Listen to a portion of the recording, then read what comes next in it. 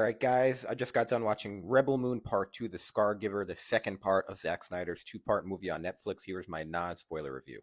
Okay, so as tough as I am on Zack Snyder, I actually thought this movie was a big step up from the first one. I thought there was a lot more action, like a lot more. I think like over half of this movie was an action scene, so that was pretty cool. However, I still have problems with the plot. I'm not so into the characters.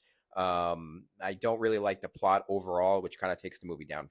That being said, if you've already watched the first one, I think this is worth a watch. I don't expect anyone to love this movie outside of Zack Snyder's fan base.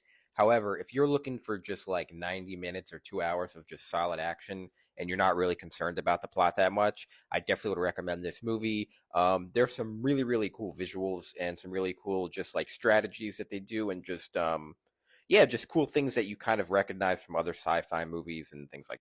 My takeaway after watching both part one and part two is I kind of wish Zack Snyder, um, led more into the sci-fi elements of the movie. He kind of did like this thing where some of it's sci-fi, but then when you go down to the planet, they're like farmers, and it's a little bit more like Midwestern.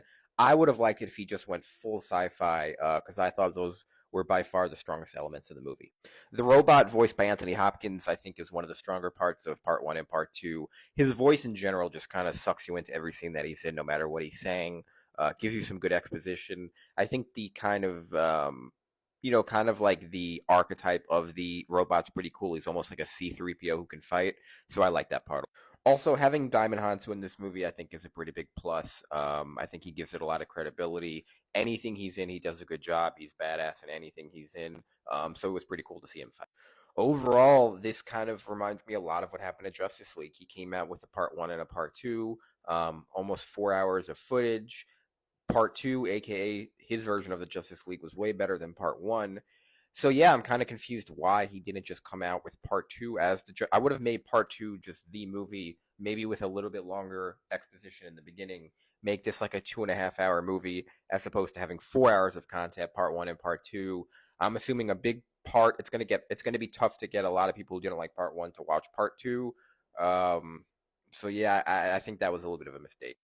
I'm going to do a spoiler review, but that is my non-spoiler review. Like I said, I enjoyed this movie to a degree. I still had problems, with what he was trying to do overall, but I did like the action and I appreciated it.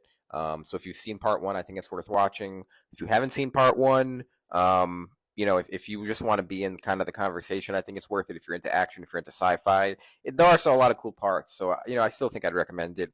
Thanks, guys, for watching. And as always, I'll see you on the next one.